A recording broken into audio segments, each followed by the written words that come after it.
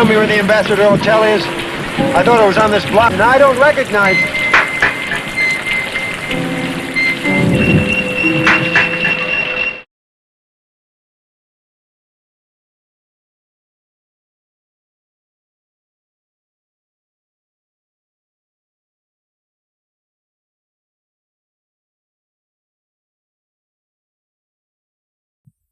The following is a shortened version of a lecture delivered January 19, 1984, at Friends of the Forms, a philosophy club at Oklahoma State University. Its title, An Approach for Listeners to a Unified Theory of Music on Our Planet. I keep encountering people who say that music is a universal language. I find that rather bothersome, particularly if the speaker has not encountered music from other cultures. As a freshman in college, one of the first subjects I briefly encountered in music literature class was music from non-Western cultures. I found the recordings enormously baffling. But that was a healthy reaction, because my curiosity was triggered, and I began to purchase recordings from other cultures occasionally in an attempt to end my confusion. I'm still working on it. I'm basically a composer. And a composer's function, as I understand it, is to write music that maintains a balance between convention and innovation. Too much convention leads to boredom. Too much innovation to confusion. Between these extremes lies the possibility of understanding and delight. Thus, a composer would benefit from knowing as well as possible the musical conventions of his own culture, and also understanding possibilities that lie beyond those conventions. Study of music from cultures quite different than ours certainly nourishes innovation. Some of the recordings from other cultures I encountered are among my favorite sounds. It is my pleasure to share these and other recordings with you now. But a problem exists in that I was initially baffled by them. I hope that I can introduce these sounds to you well enough for you to avoid such confusion. It would be so useful if a universal theory of music existed. But there is no generally accepted universal theory of music, despite the valuable efforts of musicologists such as the late Kurt Sachs. That there is no theory is quite understandable. The study of non-Western music began seriously less than a century ago. Its most useful tool, the tape recorder, was generally available barely 30 years ago. Music is structurally so complex that all that most professional ethnomusicologists can understand in a lifetime is the music of 2 or 3 related cultures. An area of particular difficulty is pitch. Some of the non-Western sounds I encountered seem so horrifyingly out of tune. Here's an example of a Kurdish double clarinet.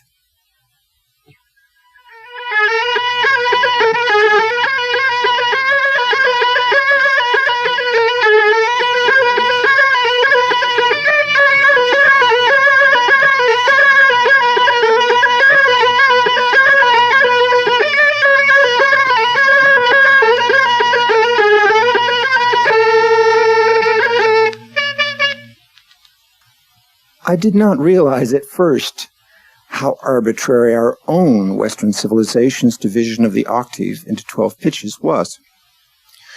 One universal that does exist is the octave. Another universal is that a musical pitch is a complex of many pitches. If a column of air or whatever vibrates, it vibrates as a single unit, producing the fundamental pitch. But it also vibrates in halves, producing a quieter pitch called an overtone, an octave higher. It also vibrates in thirds, producing a pitch a fifth higher than the octave. Other overtones are produced by the body of whatever, vibrating in smaller fractions. Indeed, it is the relative loudness of these overtones that identifies the aspect we call tone color, or timbre. Unfortunately, the overtones themselves do not produce a scale. But overtones can be manipulated to find a scale. If pitches are a fifth apart, they can be said to be in tune if the higher pitch conforms to the speed of vibration of the fifth in the overtone series of the pitch lower than it. And if one takes an in-tune fifth and then uses the top pitch as a new fundamental, and finds a fifth above it, and then continues this process, the 13th pitch that we arrive at will be almost the same as the first pitch. Unfortunately, nature is horribly out of tune because this 13th pitch is quite sharp. After much trial and error, the musicians of Western civilizations agreed to make all of the fifths in the series slightly flat, so that the 13th pitch would be in tune with the first pitch. We are now so accustomed to every pitch being slightly out of tune that our out-of-tune pitches seem to us to be quite in tune. Some cultures use fewer pitches, much more accurately in tune than ours. Others divide the octave just as arbitrarily as we do, but quite differently. About the only universals in pitch are the octave, the overtone series, something like a whole step, and the concept of stepwise motion and leaps. Even the idea of high and low is not a universal. In classical Greece, their idea of high was what we call low, and their low was our high. Our medieval music theory writers did not know this, and thus made drastic errors in understanding Greek music theory. Perhaps you can see why it has been difficult to devise a universal theory of music. I do believe that such a theory will evolve because of the invention and proliferation of sound recordings. Indeed, one particular style of music does seem to be achieving a kind of universal recognition that no other music has ever gained. That music might be the closest thing to a universal language that our planet has ever evolved. My talk today does not center itself on this style, but perhaps it should. Ethnomusicologists from all over the world are reporting that even in the most remote areas, wherever Western civilization has made contact, the young people are responding eagerly to rock and roll recordings, and generally exhibiting a declining interest in the traditional and classical music of their own cultures. Perhaps a musical revolution is underway without most of us noticing it. Right now, our universities are just beginning to study and teach this universal language. I don't want to concentrate on rock in this particular talk, although it would be fun. Instead, it is the highly individual kinds of traditional and classical music that I wish to share. Until a universal theory of music is discovered, I would like to propose an interim approach for the purpose of opening our minds to the art of other cultures. Let's first find a definition of music, and then draw from it a general approach to new musics. The components of my definition are not original, but a combination of ideas from the beloved masters Stravinsky, Ravel, and Varese. I must mention Varese because his definition is my favorite. He said that after all, music is merely a series of atmospheric disturbances. I call them air jiggles. And it is funny to realize before beginning a performance that you're just going to go out there and jiggle the air for a while. But it's not a useful definition because it doesn't differentiate between musical and non-musical sounds. More useful are the comments of Stravinsky that the art of composing is selecting and ordering sounds, that music is basically a series of impulses towards a goal, and that music should sing and dance. Useful, too, is Ravel's insight that music is an illusion created with sound. With their help, I would like to offer this definition. Music is an ordered sequence of sounds that creates a potentially captivating illusion of life. As an artifact, music reflects the existence of a specific culture. As art, it is a reminder of the miracle of all things. From this definition, we can see that the conventions that guide the selection and ordering of sounds are governed by the musical and social priorities of a specific culture. To be able to be open to the musics of the world, we would need to be aware of the various types of priorities that can exist in music, and be willing to learn whatever we can of the cultural environment that produced the music we experience. From that, we can see a procedure to follow. Let's first examine the varieties of priorities that can exist, and then use that sensitivity to guide our perception of specific music. The categories we will examine are text, medium, rhythm, dynamics, pitch, and form. The venerable Kurt Sachs, inventor of a number of useful procedures for ethnomusicology, felt that the first appearance of music was vocal music using words. That's probably as good a guess as can be made. Let's then accept that one of the priorities that can influence a piece of music is the relative importance of words in music. Sung words can convey a message just as easily as spoken words. Words can also be of lesser importance and merely serve as a framework for making music. Indeed, nonsense syllables can be used. If no words are performed, music could still relate to a story or program. Sometimes the only words that appear are in a title that may or may not be intended to convey meaning. But at the other end of the continuum would be music in which words are of little or no importance.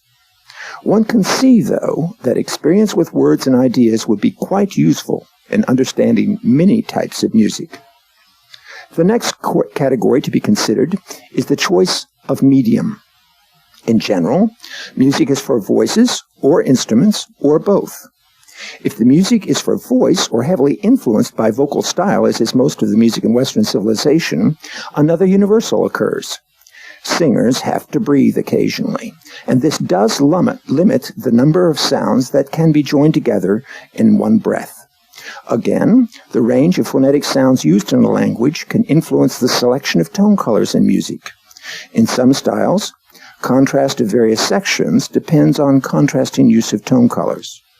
In other kinds of music, tone is of little importance. However, the vast number of instruments that have been invented betray an overall preoccupation with this particular aspect of music.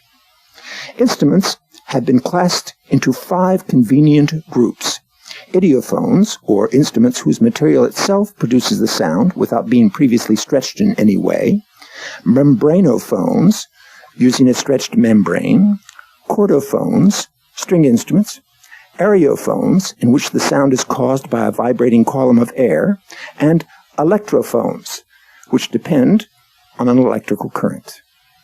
Related to medium is the choice of the number of performers to be employed. One can find music for one person, several individuals, several people in unison, and large groups. Certainly, cultures using primarily large ensembles would produce a different kind of music than cultures that concentrated on solo works. The next category is rhythm. Perhaps one universal is the concept of a steady beat underlying the sounds produced. Quite a bit of music relates to such a steady beat, but there are examples that consciously avoid such a reference. A beat can be stated or implied by the way in which faster notes relate to each other. Beats can be divided into any number of smaller notes. Beats can group themselves into larger units. These divisions and groups can either be consistent or irregular. If beats are sometimes played and then avoided, a state of excitement is achieved, called syncopation, in which the tension seems to resolve only when the beat is finally played. Speeding up the rate at which beats occur is generally associated with excitement, slowing the rate with relaxation. Next is dynamics, closely related to rhythm. In general, a specific style is loud or soft, depending on the medium and the number of performers. Within a piece, contrast between loud and soft can be of great importance. Indeed, accents in music can be just as important in conveying meaning as they are in some languages. A beat is usually made apparent by the use of accents on sounds occurring on the beat. Again, some beats can be accented while others are not. We must again deal with the area of pitch. The pitches used in music reflect the tradition of tuning in that cultural group. Few or many pitches can be used. Within the various pitches used, some can be more important than others. Where pitches are important, special emphasis is usually given to ending pitches. It is quite useful in most instances to deduce the range of pitches used and to notice which pitches are active and which pitches are at rest. Also within the category of pitch is the effect of using more than one pitch simultaneously. Sometimes only one pitch is used at a time. That's called monophonic music. At other times, a drone or held pitch can accompany a melody.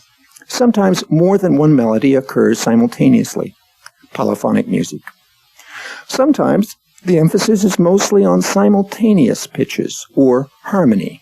Again, harmony usually relates to a series of chords which are either active or passive. Form relates to both rhythm and pitch. Sound sequences usually form identifiable patterns that relate to each other by means of repetition, variation, and contrast. Large musical structures generally rely on the use of such recognizable formal devices. But perhaps the most important aspect of musical form is the concept of cadences, or section endings. Again, form also includes the aspect of advanced planning and improvisation. Sometimes all aspects of the musical events are planned before they are performed. Sometimes nothing is planned in advance. My advice, then, in listening to new music can be summarized as follows. If there is a text, study it. Then find the beat, if possible, and plug into it. Then follow the rhythmic and melodic activity, responding to the level of activity implied, while noticing the occurrence of cadences or endings. A higher level of listening involves responding to the use of repetition and contrast. But above all, find out as much as possible about the culture from which the music comes, its historical background, and the function of music in that culture, whether music is associated with a certain class of people, whether there is a tradition of music theory behind the music, and even the circumstances of the recording you hear. That's enough theory. Here's some music. The first music I'll share with you is a haka from the Maori of New Zealand. Although New Zealand was discovered by the Dutch in 1642, it wasn't until 1840 that the British opened the area to organized settlement. The originally Maori population of 200,000 was reduced to 40,000 by 1900. Now, the Maori again number over 200,000. The Maori have a surprising lack of musical instruments, except for a kind of wooden flute. Their music is essentially vocal music. In common with the rest of Polynesian islands, pitch is less important than rhythm. The piece we will hear is for speaker and chorus. The circumstances of its composition are as follows. This haka was composed many years ago by 4 brothers, including one named Wirangi. Wirangi's wife was held captive in a Maori village, and the 4 brothers and their friends made a seemingly peaceful visit in an attempt to have her released. During the night, this music was composed, and on the following morning it was performed on the tribal courtyard for the approval of the villagers. It was led by each brother in turn. Towards the end of the piece, certain words were used as a signal to the visitors, who then sprang up and successfully fell upon their hosts. This was regarded as justified, because it was thought that the villagers had planned a treacherous attack on Wirangi and his people. Musical effectiveness is achieved not with distinct pitches, but rather the general rise and fall of the spoken voice matched with dynamic contrasts. The basic form is achieved with the alternation of solo and chorus. Of primary importance is rhythm. Although the only kind of grouping of beats that occurs is in threes, patterns occur in not just the words, but the rhythm of the sounds. Notice particularly the ending. By avoiding sounds on the first beat, tension builds that is only resolved by the last note.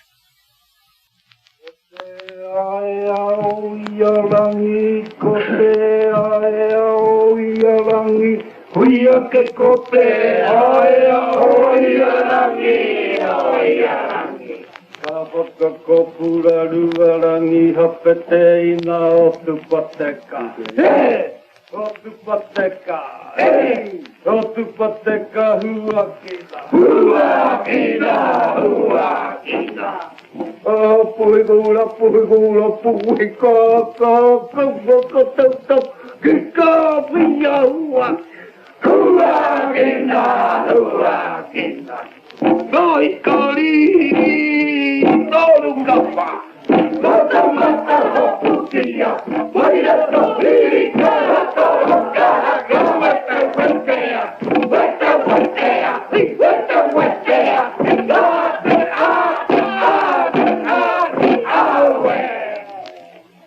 The next piece is by two Eskimo children and was recorded near the Hudson Bay in 1942 by Laura Bolton, formerly a professor at Columbia University. Because part of its charm is figuring out how it's done, I'll share Professor Bolton's comments only after you hear the piece. Towards the end of it, the kids themselves show how they did it.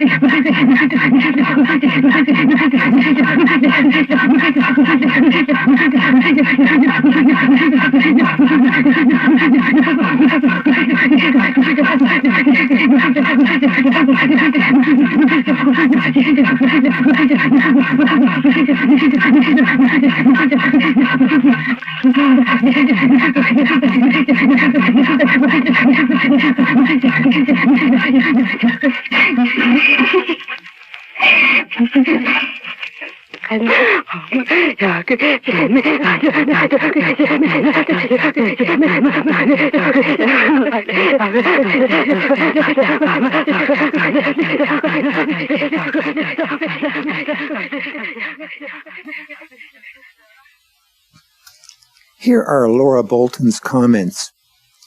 Eskimo children have innumerable games, some of them very ingenious. They have a native game with a little ball of sealskin.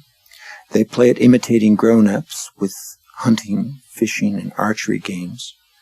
Graves, when they put stones around the body of a child lying down.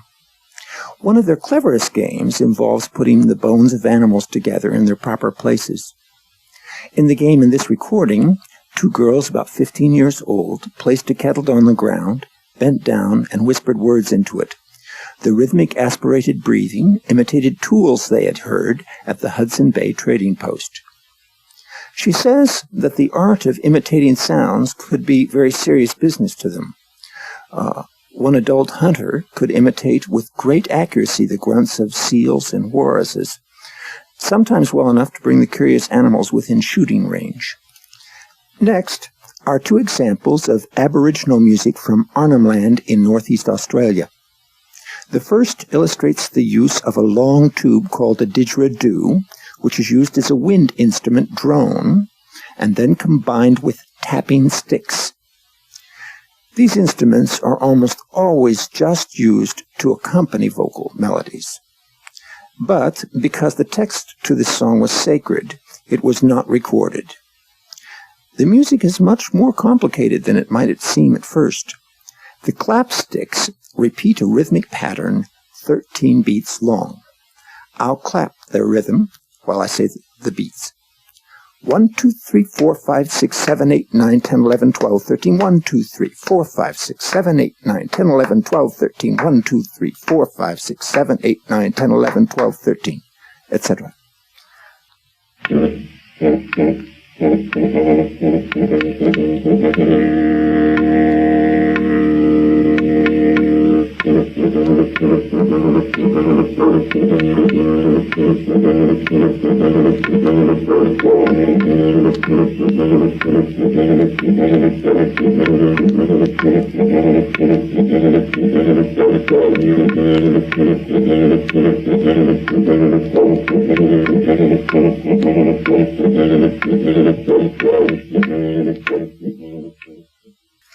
The Aboriginals are believed to have inhabited Australia for about 40,000 years, most of that time in extreme isolation from the rest of the world. Only in the late 18th century did the first European settlers invade. The Aboriginals were traditionally hunters and gatherers, never farmers or graziers. They were largely nomadic. A literal translation of the song we're going to hear goes as follows. Cloud wind blowing along that way, we very sorry here. We people belonging that country, we people song song. Song song wind comes up on 5 clouds, flower set along water. Here's what it means. It's about the clouds which come from the island of the dead in the east. The wind blows the clouds along, sometimes as fine flakes, sometimes like the seed which appears when grass or a flower bud opens. The clouds reach these people, and they feel sorry for their long-dead leader. The didgeridoo drone is not coordinated with the clapsticks or the singer, but everybody is silent at the ends of verses. No effort is made to prevent the didgeridoo from drowning out the singer. Only 3 pitches are used in the vocal melody, and they're used in a simple pattern that dominates most of the song. F, G, F, E. The didgeridoo plays a low F with hoots on a high A.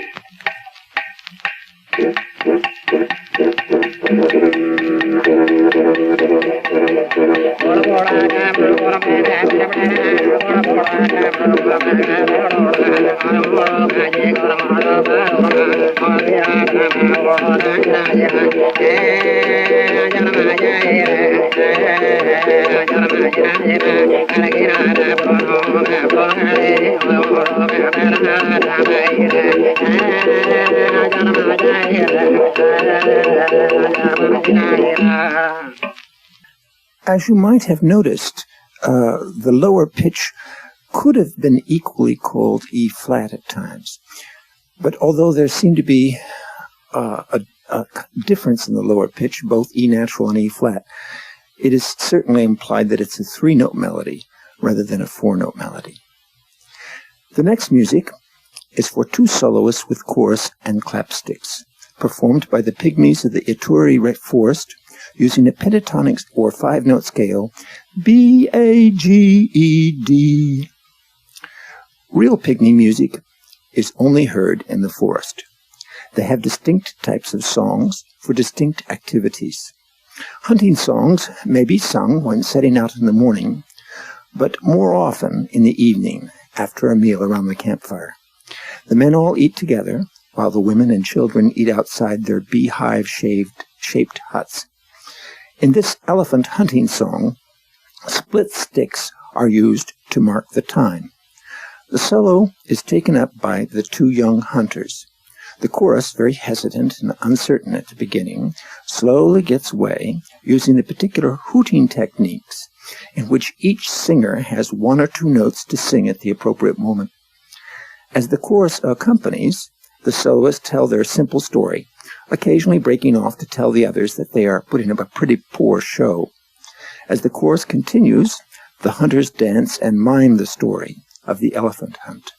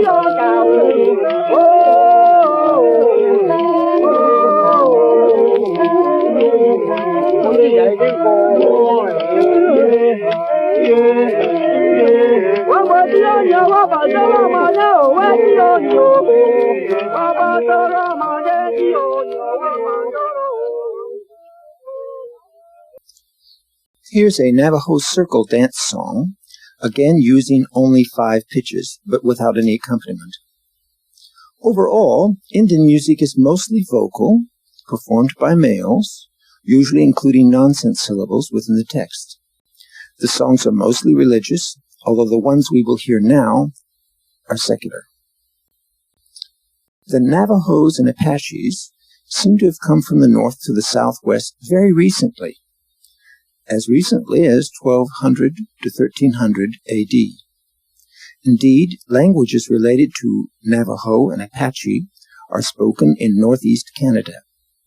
Navajo songs include topical songs for enjoyment, songs for religious ceremonies, and sacred prayer chants. The circle dance is a public portion of an otherwise secret Anime Way ceremony. The atmosphere is here that of a party where young people meet each other while the old folks catch up with gossip. The text of this song concerns girlfriends, and basically what it says is, hey, cousin, let's go someplace. The use of rhythm is very skillful here. Each beat is divided into 3 faster counts, and the beats themselves group both in 2s and occasional 3s. The form of the piece is really interesting. It is what classical musicians refer to as ternary form, ABA.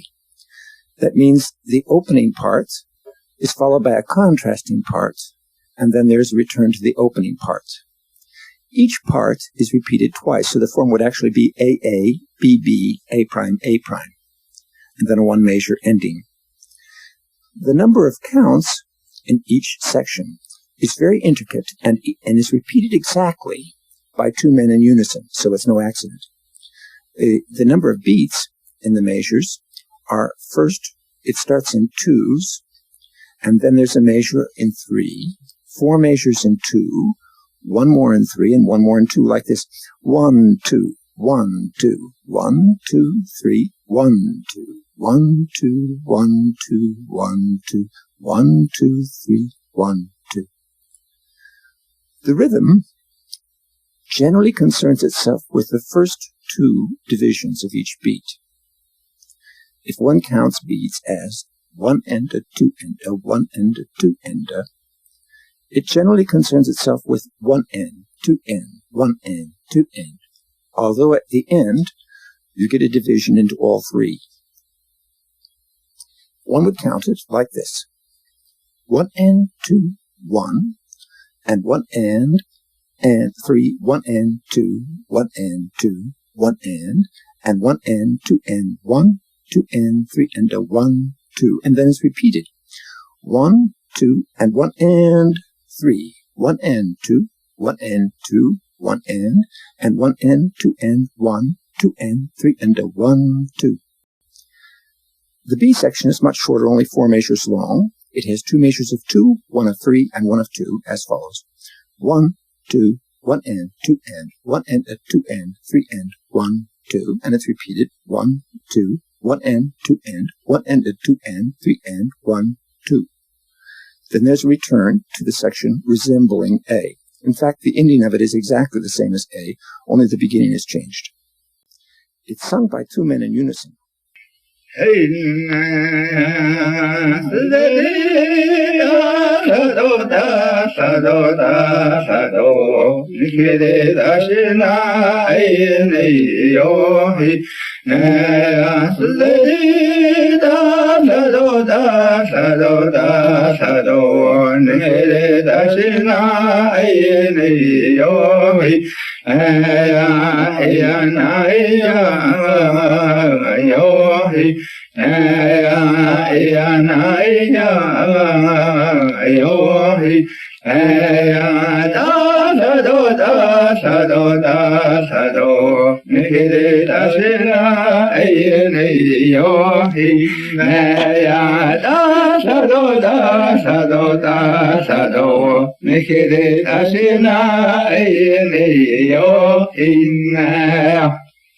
My favorite type of non-Western music is from India.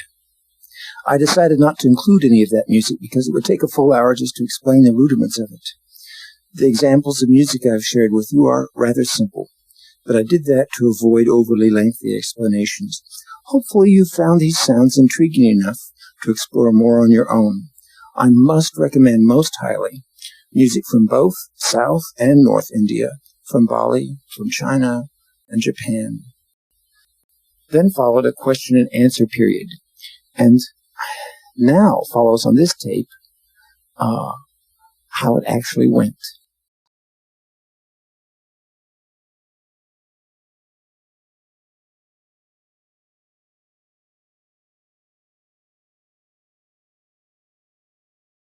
Okay, well, those of you who do have schedules then can see that we have a very full and very interesting program, I think, this spring, and we're glad you could make it out today.